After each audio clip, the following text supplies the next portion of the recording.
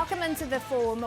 We discuss the feature racing upcoming this weekend, and our feature domestically is at Riccarton for the second running of the Southern Alps. We've also got black type up for grabs at Trentham, and it's day 2 of the championships out of Randwick. So to discuss the action, we've got the usual crew back in: Bevan, Aidan and Leith, and Jane Ivor will also be joining us later on from Randwick. Let's have a look what's coming up. Firstly on the agenda, the Southern Alps Challenge preview, the feature down at Riccarton, then the undercard, the Welcome Stakes and the Air Freight Stakes, our race trackers. Then we're heading off to Trentham as well for the Hawke's Bay Cup and the City of Napier Sprint. They're 2 features on the program.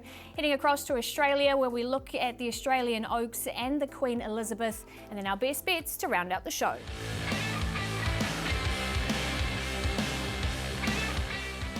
Our feature is down at Riccarton this weekend, and Aidan, as I say hello to you, you're back on New Zealand shores, back down to Riccarton this weekend. So what's that weather looking like? Yeah, really looking forward to getting to Riccarton this weekend, and the weather A-OK. Good days, Thursday, Friday, Saturday. Obviously dewy mornings at the moment, so that'll just prevent the really big drying. But this track's come back from on the cusp of heavy now to a soft 6, and with the weather we've got in the coming days, it will be just about nigh on perfect. I'd imagine right on the cusp of good and soft, Pip. Okay, well, let's take a look at the feature. It is race number 9 on the program. Open Affair, perfect scenario at $4.40. You've also got Mascot at $4.80. Ears Back, our Echo around that $7 mark. And Epi Beale, who did win at this meeting last year, she's sitting at $8 after taking out the NZB Insurance Stakes. Let's have a look at the form leading in, though. We will take you back to the Group 3 White Robe Lodge, and boy, perfect scenario here. And of course, our Echo really fought it out, Aidan. Yeah, they did. There was nothing between them on the line. This time around, it is back to handicap company, so you've got to bear in mind that there is a 2.5 kilogram swing in the favour of our Echo. Perfect scenario up to the 60 kilograms after carrying 59 in this race. He was very good, though. He's rock solid in form, and our Echo draws wide, so it does throw it open. Matt Scott, very good in running third and did win this race last year. Leith, how did you assess that as a form line? Yeah, obviously Matt Scott, he ran the fastest sections in the race, 800, 604. I thought perfect scenario, even though he's got the 60 kilos this week. He probably with the ballots, he's going to start from barrier 10, and he's a horse that goes forward, and he should get a nice spot. I just think this race is outstanding to have at this time of year down there with 350,000. Look, if you're on second, you get 60 grand in the kick. I think the top 3 in this particular race have all got good quality about them. Our Echo's a good tough horse, but how he can win from that gate, I'm not sure. Was a little bit unlucky even last start. Perfect scenario is good, tough gallop who put himself right in the mix, even from that particular gate. Look, Mascot has been trained to the minute for this race, I think. You see him pulling across heels at this particular point. Has a decent turn of foot. Kopua was outstanding this day. But I don't know about you, Leith, but I just feel as though this has been the long-term plan for a great training partnership. Gets a decent sort of gate. 56.5 on Mascot's back. I think immensely dangerous in this race. Yeah, obviously it's great for the South Island trainers to be running for 350,000 as well. And I think that race is a really good form race, the TAB Mile. What you didn't see there, perfect scenario. He was posted sort of 3 and 4 wide the whole trip with not much cover. So, look, like you said, Mascot, he gets a 3.5 kilo swing in the weights. It's a very open field, though. Yeah, absolutely. Mascot up a couple. I think it's, a couple of kilograms better off that perfect scenario meets out of the TAB Mile. But I agree with Bevan. It looks like a tailor-made preparation for him to be defending his title in this race. It's a, $350,000 race that he did pick off last year. He's going beautifully. I just think he's going to be awfully hard to beat again in this. But others, we have a look back at the South Island Breeders' Stakes. Epi Beale was able to dominate them from the front this day. Really big effort. Lofty's Gift, who was dropping back from the 2,400 metres of the Dunedin Guineas, runs all the quickest closing sectionals from last. Her effort was massive, and she does come in 0.5 kilogram better off. And obviously a handy runs in behind as well, the likes of Third Decree and Dazzling Miss. But she's going well, and she has a pace influence in the race, Lee. Yeah, she's got a beautiful trip. Barrier 1's going to be a big plus for her, and she gets in off that really light weight of 53 kilos as well, and it's good to see Ashwin Gunasamy retain the ride as well. Yeah, Pip was really keen on Lofty's Gift down at Wangatui and was right on the mark that day. I thought that effort was outstanding, especially going back from that gate over the 1600 metres, they might roll forward and put a bit of pressure in this race. And I think that really puts Lofty's Gift in the mix to be a good, strong winning chance. That said, I think the Robinson and Reeves team have been training Mascot to perfection for Saturday. I think a lot of roads have led to here. Of course, it has taken on great company and been very, very creditable throughout the season, but this has been a spot they want to be. I've got Mascot on top. Yeah, look, he's going to be hard to beat, especially with the 3.5 kilo swing off Perfect Scenario. I'm going to go over Te Akau runner. George Rook's making a trip down to Christchurch. He hasn't ridden there as yet. And look, probably the horse is going to start from barrier 10 with the emergencies coming out. So Perfect Scenario, I think he's going to be awfully hard to beat. Yeah, in a great race. So many terrific chances in the race, and totally agree around your guys. You got to respect Lofty's Gift. And the other horse I just wanted to give a little shout out to is Maximus Augustus, who was massive in winning the ODT Southern Series final a couple of starts back. However, I'm in Matt Scott's camp. I think he can go back-to-back in the race for all the reasons we've mentioned. Yeah, absolutely. There you go. The guys, what they're liking in the feature, the TAB Southern Alps. It does get underway on your big Saturday and also trackside premiere if you want to catch the feature.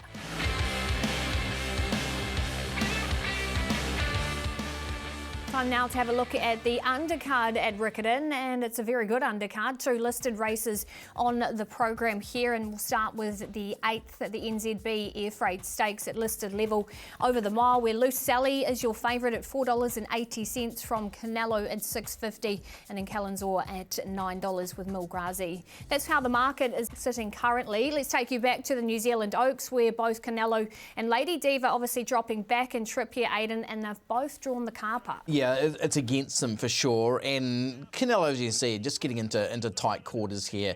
The run's okay. We'll see the first 2 go around in the Australian Oaks this weekend as well. I'm just not too sure that she's a horse who's going to really operate at her best beyond 1,600 metres. Her 1,600 metres form is first class. She's run 5th in a Group 1 1,000 guineas at Riccarton in November. Very good in running 2nd in the Gold Trail Stakes and behind Loca Lucy 3 starts back. So on her best 1,600 metre form, maybe she can overcome that wide barrier draw. Yeah, certainly just put a line for that last race. She'll never run 2,400 metres again in her life. Like she's a real sort of 1,200 to a mile, probably at maximum distance. Just the outside gate, it's going to be awfully hard for her, but being a big field, they could run at good tempo. Good horse, good mare, or filly rather, but I think she's been up for a long time. She's dropping back to the mile, which probably does suit distance-wise, but she's been around for a while.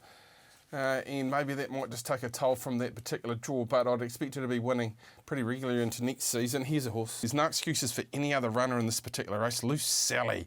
Gee, physically, when I was down there at Wigan 2, this horse walked into the birdcage. I thought, once this bulks up, she is going to be a beast. And there's no excuses for any runner behind her this day, Leith, because she sat back at the tail of the field. She's been a little bit wide. She swooped into it and put him away. And this was on the back of quite a decent break in racing. And if she improves, they might be chasing in memory. She might have a lot of upside, this horse. Yeah, look, she's still, she's really slow out of the gate. So hopefully from barrier 7 this week, she can just take a spot a bit better in midfield. But like you said, Termy Loose Filly, she's a big rangy sort of type. Even going back to the start before that, when she ran 3rd to Pivotal 10, she got back and she was quite unlucky as well. Yeah, I really like what she's doing. She's won 2 of 4, beautifully handled, 2 by Shankamuni Andy, who knows what it takes to win a Dunedin Guineas. Lily was pretty good in behind, and Little Zena, not too bad, obviously, from a horse who's you know, the run last time out in the Kalanzor race here was okay too. So we'll get another look at both Lily and Little Zena in this race. Dream of the Moon was below her best. She was terrific, winning on a heavy track a couple of starts back, maybe second up. It may be a little bit forgiving. That's Kalanzor down the outside, getting home with all the best closing sectionals in the race. This is the ladies' bracelet. Was 5th in the Southland Guineas a couple of starts earlier, and that was in behind Lily as well. So comes in against Lily a kilogram better too. So yeah, there's upside around Kalanzor. Yeah, Kalanzor was really good. Had the drop on Lily the whole race, and sort of Lily got it sort of there a little bit too soon, but both of them are in really good form at the moment. Yeah, I reckon Kalanzor is going to develop into a really nice stayer over time, so the step of the 1,600 metres really helps. I'm really impressed with Lily. I think this is a winning chance in this particular race. I think, as Leith mentioned, she was exposed and then she wobbled around, didn't know how to gather herself, had the blinkers on, and Killers all came to its outside. You saw the horse then push on. So I think there's a lot of upside there, and I think with a little bit of a kind of trip, it can be right in the mix here. That said, I was really taken by Loose Sally when I was down at Wingatui. Gave no runner an excuse in that particular race. If she can jump and put herself somewhere midfield, hopefully not last, she'll be very, very hard to beat, and I think she is one of the more exciting prospects out of the south. Yeah, she's obviously having her first start at Riccarton. The big roomy track's really going to suit her. Probably with the emergencies, she should start from barrier 5. If she can just get a nice sit just somewhere in midfield, a little bit closer, I think she'll be winning on Saturday. This is a super race, isn't it? Did you see the nominations? Like, the nominations were, like, they could have had just about 3 of this race. It was massive for a stakes race. Biggest nominations in a stakes race I think I've ever seen. So it just says that there's a fair bit of depth in that South Island fillies ranks, and there's a few Northerners going down. But I'm on the same page as you boys. I'm with Loose Sally as well. In a really even race, and a race with a lot of depth, I'm going to go with the Needham Guineas winner. Okay, everyone in agreement with the favourite Loose Sally. As we now move on to the other listed feature on the program, it is race number 6 here, the Welcome Stakes for the 2-year-olds, where Zelia is your favourite here at $2.45 from Best Rose at $4.20, and then Queen's Evidence at $4.20. Take you back to her last time where she did turn the tables on Best Rose. Zelia here, the blinkers went on and she didn't just turn the tables, Aidan, she blew them away. Absolutely. This was a superb effort by a filly who's got so much upside. We'd seen it from an outstanding trial. She resumed with a good win over Best Rose. Now it's 2-1 to Zelia against Best Rose. The only time Best Rose was able to beat Zelia was when Best Rose led. So I just wonder how much pressure this puts into the race, because I think the leader gets a big advantage in this race. I think Zelia will lead, and I think will be obviously on this very, very hard to beat. Nice run from A Lot of Go, who was closing the quickest 6-4 and 2 in the race. But, geez, I've got to improve a lot to beat Zelia in this. Yeah, they certainly do. The best thing about her, you know, she's one of those tough fillies. She puts her heads flat back. That was her first start in blinkers as well, so it really sharpened her up. And, yeah, David Walsh, we know how what a great trainer he has been in the past. So we're the super right for this race. Yeah, look, I'm interested in this race because I think there might be a bit more pressure on Zelia than we saw on that occasion where it just jumped, put itself there and sprinted away.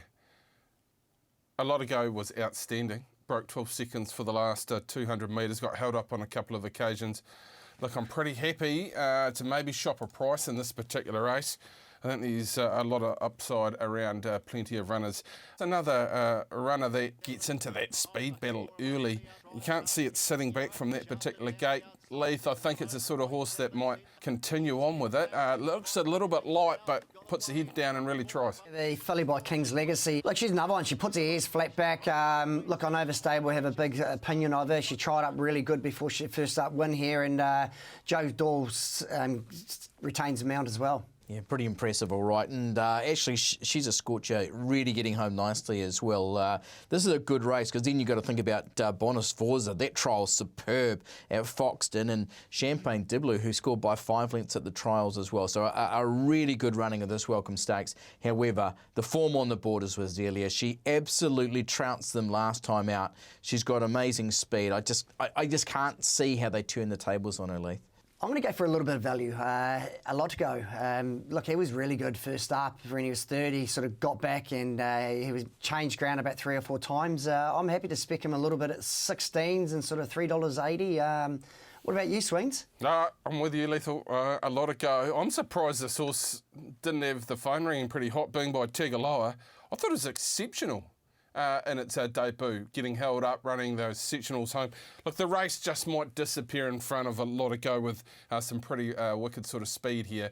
But if he can just jump and posse up just behind them, I reckon $16 is outstanding in the 2-year-old feature. Yeah, looking pretty stoked that you've both come up with the same chance on top there, and of course Aidan with the favourite. And that concludes our look at Riccarton. Make sure you're catching the build-up from 11:30 on the big Saturday, and of course that race underway as well on Trackside Premier from 2:30 p.m.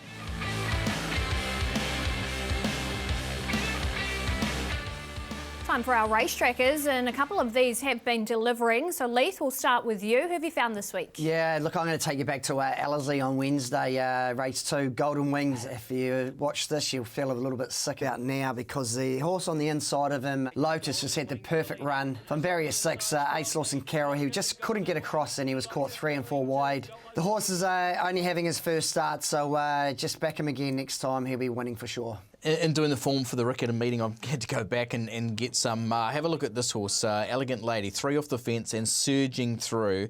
Runs the quickest last 8, 6, 4 and 2, and it was a race that was dominated by those closer to the speed. I thought her run was absolutely superb. They had been considering the Hawke's Bay Cup this weekend, but instead they'll be going to the Riverton Cup on Monday week and should be awfully hard to beat there. Going to Wanganui on Saturday in Tycoon Boss. I'm Nuts wins, Wingman's out wide. There's a lot of quality there.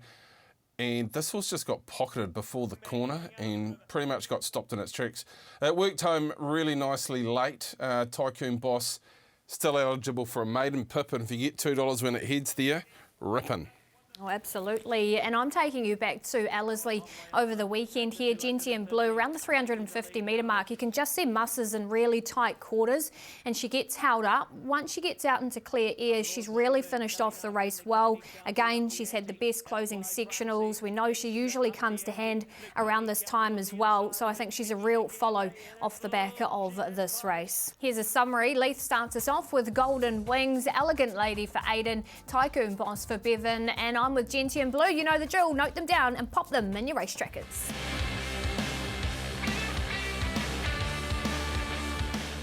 We head back to Trentham again this weekend. So Bevan, that's your neck of the woods. Weather and track wise, what are we expecting?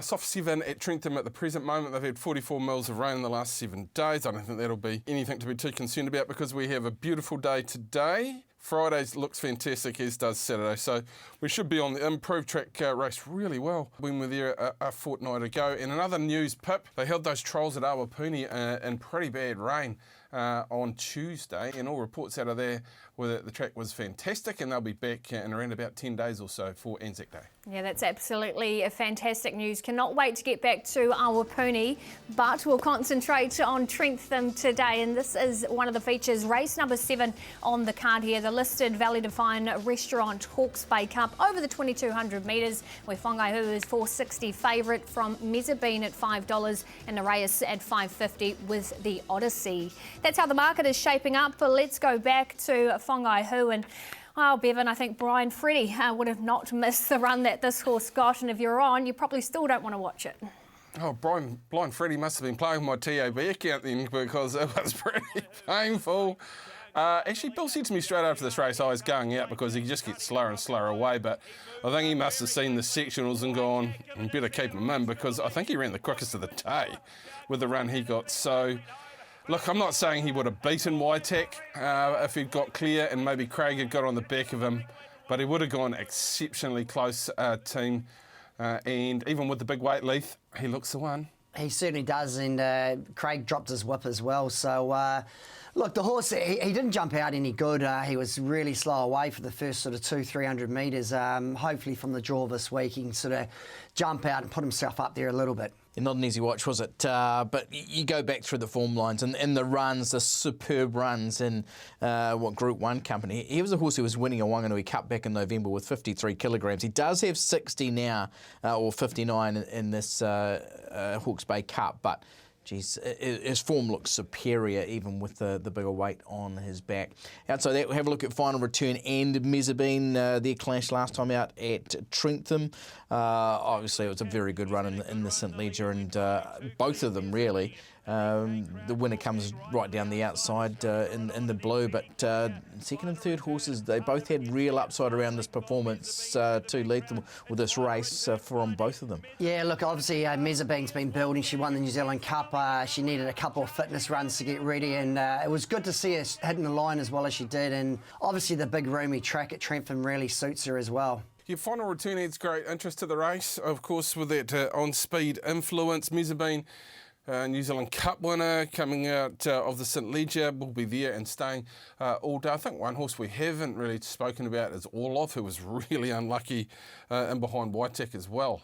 Just got held up on the inside, never had a crack at them. That said, look, if Fongai who gets a crack at them, even with that big weight, with the sectionals that horse ran last start, of course, this is at a different weight scale, so there's a little bit more weight on the back, but I think if he gets everything fair and even, he'll be signing off his season in a positive note. Yeah, obviously, there's a couple of good chances, the Odyssey, Nereus, but like you said, Fongahu, he's a big horse, he can carry 59 kilos. If he just jumps a little bit better than he did last start, he'll be winning on Saturday. Please, you gave a bit of love to that those Cambridge 2 horses, Leith. I thought they were well deserving of respect as well. But I'm with the team. I'm with Whaingahu as well. He's a class horse of the Hawke's Bay Cup. And he did open up at $5.50, and if you are in agreement with the lad, you can still get him too at that price with the odds surge. As we now move on to the other feature on the program, race number 8 on the card, the City of Napier Sprint, where Tomodachi is your joint favourite with Platinum Attack at $4.60 a piece. And then you do have Pierre at $6.50 with Maritory Molly at that $9 mark. The mover in the race has been Platinum Attack, however. And he is the horse we'll take you back to have a look at. The Lightning Handicap. Super effort here from him, Bevan, and he gets in at the same weight. Oh, he's a Trentham specialist a little bit. Not that he hasn't gone great races against other horses. The one thing about this race is Fancy Light Lass in the 2 rounds at Trentham has been exposed well before the top of the straight and has been bombed late. I just hope they can ride Fancy Light Lass with a little bit of cover. It isn't drawn nicely, and I think it can push Platinum Attack. But I think into next season, he's well capable, if he develops Leith, to going very close to winning a Group 1 sprint, Platinum Attack. Yeah, certainly has. Obviously, he's had the 5 starts at Trentham for 3 wins as well. He gets in with a beautiful lightweight of 53 kilos, and he's got a nice barrier draw where he doesn't have to give him so much of a head start either. Yeah, there were some runs with real merit in that Lightning, but none better than Platinum Attack. His run in 8.642, the quickest of all the races after getting back to third last. It was massive against the pattern of that race. He looks like a really strong up-and-coming sprinter, and probably for next season, but why can't he sign off with listed success here in the City of Napier Sprint? And here's Tomodachi in winning form at Ellerslie last time out. She's won 5 of 7 now. She's been so good right through her preparation. Like, this is third up, Leith, but for me, she's not just a horse who can be winning in listed company, but I think she's a group horse for next preparation. Yeah, look, obviously last season as a 3-year-old filly, they took it to the Brisbane Carnival with the Oaks in mind. Look, I think they found the key to her, the shorter distance. She's one of those hard-going fillies. Well, she's mare now, 4-year-old mare, but she just needs a bit of speed on. She's going to need a little bit of luck from barrier 11, but if they go that extra if they go too hard up front, she's going to be hitting the line late. With Bold Bell and Idyllic in this race, they will be going like scolded cats. Tomodachi's a really good horse. And Aidan's right, there's black type to be had in the future. A really interesting race because Maritory Molly, we know how good she was. She's probably having a run, maybe heading to the Rotorua ITM Weight for Age fillies and mares as Farrah Leone. Maybe has a couple of options on the board. You'd expect those two to improve massively. But yeah, I do like the thoughts around Platinum Attack and Tomodachi. But I'll go Platinum Attack because he's such a lovely horse who's been going so well. Loves Trentham, lightweight, a lot of speed in this race. Should be an absolute cert for top 3 and definitely can win. Yeah, certainly. He's a great each-way bet. Like you said, 53 kilos is a key to him this week and the better draw 5. So on that hard speed, if he gets out at the right time, he's going to be awfully hard to beat this week. I don't think we'll see him get that far back. He just got shuffled at the wrong time in the Lightning. So, yeah, on what he did in that race, if he can replicate that form, I think he's a horse to beat. And, you just saw his name in the book and go, that's the one I want to be on. And boy, not often that the guys agree on both features, but that is the case, and you can catch all the action. Your big Saturday, of course, the first race from Trentham is at 12 p.m, top of the hour, and those features also broadcast on Trackside Premier from 2:30 p.m. It is day 2 of the championships out of Randwick on Saturday, where we have more Kiwis trying to take the Australian spoils. And on course for us this week is Jane Ivel. Good morning to you, Jane. We did see that nice weather come last weekend. What's going to be the case this time? Well, the next couple of days is meant to be quite nice here in Sydney. We've got sunshine this morning and no rain Thursday and Friday, but we are expected to get maybe up to 4 mils of rain on race day on Saturday. It's very warm, but that rain is expected to come, although not a lot. 14 mil for the week. The track's currently in the soft range, and there's been a rail movement out to the 3 metres. I know there was a lot of talk post the races last Saturday that the rail wasn't the place to be. They've elected to shift that rail out to the 3 metre point. So I imagine the track's probably going to stay in the soft range for racing, but it'll be interesting to see what plays out over the next couple of days. It certainly will be. We're keeping an eye on that. Thanks, Jane. As we take a look at the first feature, the Australian Oaks over the 2,400 metres, featuring, of course,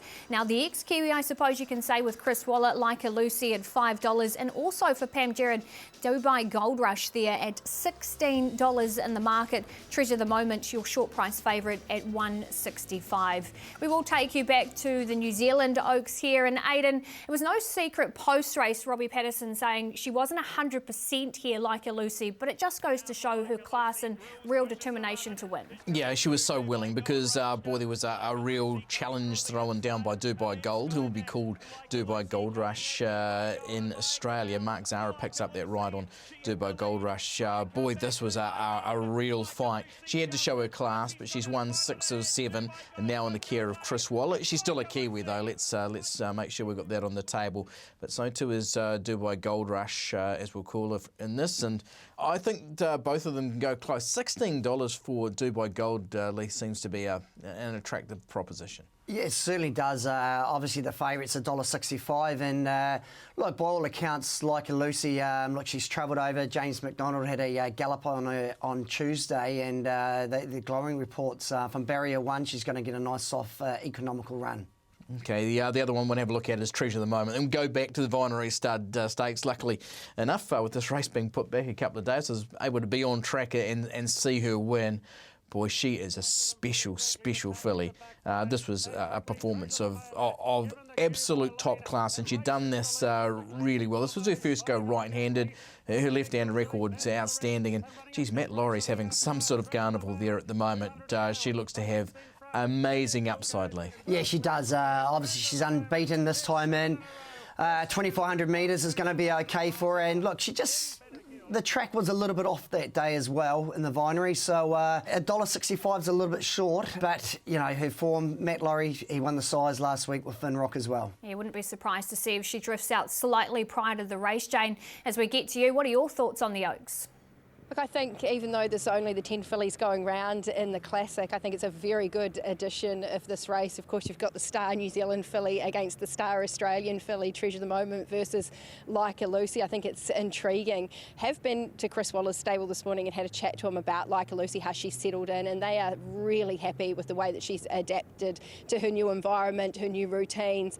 She's eaten up, she's looking good. He said she's giving them no sign that she's had enough this preparation, and I know that from the work that they've seen on the track that she's adapted really well to the right-handed way of going. So she got the big tick this morning from the stable, as did Belle Etoile, of course, Belle Etoile, the second of Chris Waller's runners. She's a filly that comes through the Adrian Knox, which is obviously a key lead-in to the Australian Oaks, and being a three-quarter sister to Very Elegant, he said up to the 2,400 metres she's got a win like this in her. It's just whether it's come a little bit too soon. But Treasure the Moment's done absolutely nothing wrong. You can't discount what she's been able to do. She's been the dominant 3-year-old filly here in Australia, both Victoria, and we saw that in Sydney with her win in the Vinery. I think it's a really difficult race to assess with those top horses. Dubai Gold Rush, I loved her run in the New Zealand Oaks, and I think she can replicate something quite similar here as well. And good on them for rolling the dice and having a go. She's got to be awfully hard to beat as well. She can bring that Trentham form, Jane, Dubai Gold. And you did mention Belle Etoile there, of course, winning the Adrian Knox. In the ownership is Nick Bashara, who obviously trained Very Elegant and was a part owner of that horse, or certainly at the beginning of his career, the trainer. However, I was so taken by Treasure the Moment the other day in the Vinery Stud Stakes. I just really love what she's doing. She's seems to be an improving mare with no sign of reaching her ceiling just yet. So, Leith, I feel like a bit of a traitor going against Like a Lucy, but Treasure the Moment for me. Yeah, certainly she's going to be awfully hard to beat. I'm with Like a Lucy, the Chris Waller trained mare now. Apparently she's put on 15 kilos since she's arrived as well, so she must be thriving, and even though she was a little bit... you know, she wasn't as spectacular as she can be. I think from Barrier 1, James McDonald this week, she's going to take some beating. I've gone with a little bit of value in the Oaks. I think Treasure the Moment's a star, but she's so short in the market that if I was having a bet, I'd rather back a horse like Dubai Gold Rush to finish in the first three rather than putting my money on the nose of the short price favourite. So I've gone Dubai Gold Rush, more of an each way play, given the price that she is. I thought her run was super in the New Zealand Oaks, and I think that she can run a really bold race here this Saturday. I like it, Jane. So Jane and Leith are going with the Kiwis, Aidan with the Aussie there in the Oaks. As we move on now to the Queen Elizabeth, race number 8 on the program. Via Sistina, she's very short, $1.85 in this market from Dubai Honour, the only other runner in single figures at $6.50 from Cheerwolf at 14s. Let's go back to Via Sistina. She was very good here in the Ranvit, one of the best mares going around, Aidan. And James McDonald's comments after the race that she should have more improvements. A little bit of a scary thought for her rivals. Yeah, absolutely. You don't have to think too far back to what she was doing in the spring as well. Her Cox Plate victory was sublime, and she's obviously back in really good form. If you listen to any of the European commentary about it, they can't believe what she's doing down there. They think they've got her measure with one who's down from the Northern Hemisphere, but she's going well, Leith, and she's high class. Yeah, exactly. There was comments that if they were in the market in Europe, Dubai Honour would be favourite. But she's just improved so much since she's been with the Chris Wallace stable, and from barrier 1 back to Randwick, look, she's a little bit short of $1.85, but I'll be putting her through my multis. And that danger that Dubai Honour was another one who we were able to see on the Tuesday at Rosehill with that meeting put back, and this takes you to the Tancred, and she was just in no way at any point looking like she was going to be the winner. She's done a fair bit of work, but that was the confidence Tom Marquand had in him, and he's just amazing. He's won 9 of 29. He's unbeaten in 3 starts in Sydney. He's been around the world and been competitive in some of the world's great races. I think he's got to be the horse to beat. I just love him, and I think he's the one to go. Yeah, look, it was a special ride by Tom. He put Tim Clark in a pocket, and Vauban was good. He was a little bit unlucky, so if you're going for a little bit of value, I think Vauban's about $5 a place, so I'm happy to sort of have him in the top 3. He certainly is, Jane. As we get to you, are you in agreement that it's between these top 2 in the market?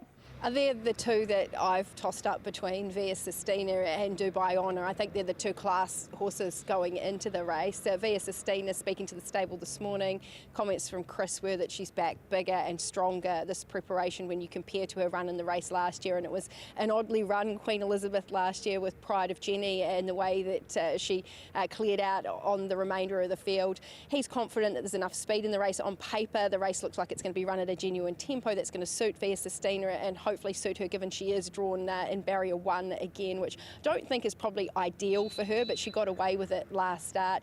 Dubai Honour's the horse that I keep coming back to, and I think Leith's sort of spoken to some of those reasons. Like internationally, he's just a class horse, and he's been able to race at the top level in many jurisdictions right around the world, and the fact that every time he comes to Australia, he just seems to thrive.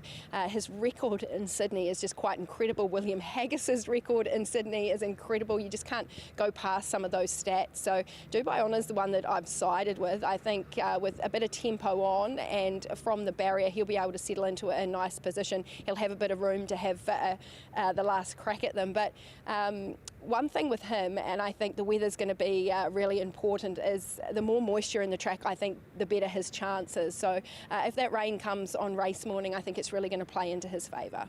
Loving the Pride of Dubai's for us today, Jane. I think you've picked Pride of Dubai's in both the Group 1s. I'm with Dubai Honour here. You look through this, and this is a quality renewal of this race.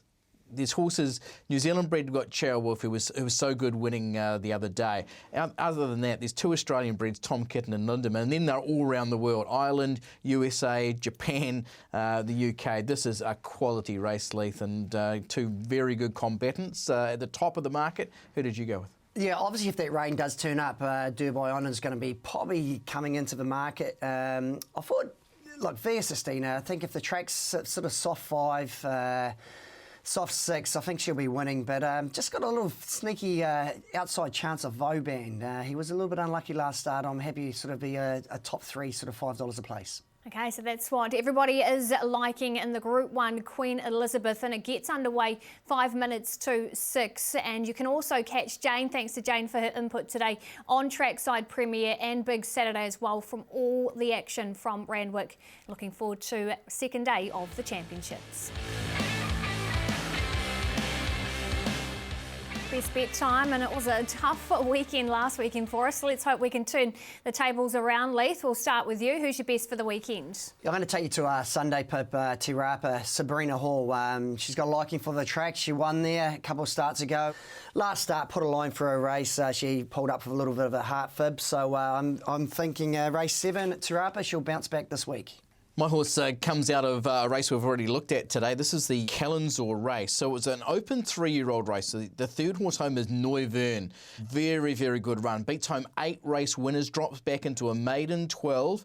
Hayley Hassman, I think, looking for her first ride as an apprentice. She's already won a couple as an amateur, but looks very well placed. One of the racetrackers races Saturday. It is Croupier, who hits just a OK maiden. He steps up to 1,400 metres. Now, the price has been dropping quite steadily. The boost is on there at Trentham, so you can get your 50 on at 2.6. Get involved. He should be winning that race on what we saw at his debut. He's a nice horse. And I'm taking you down to Riccarton, race number 7 on the program. The Open over the 1200, Mystic Park. He absolutely loves it there. I know he's drawn wide, but you go through his form. He's overcome that in the past. He comes out of the Lightning, second up today, and at $4, I'll stick with the Michael and Matthew Pittman runner. Here's a summary for you. Also kicking us off, as usual, is Rozzo, big time borer, in race number 6 at Whanganui on Friday. Runkle Crunch for the Whale, also on Friday night, but at Alexandra Park.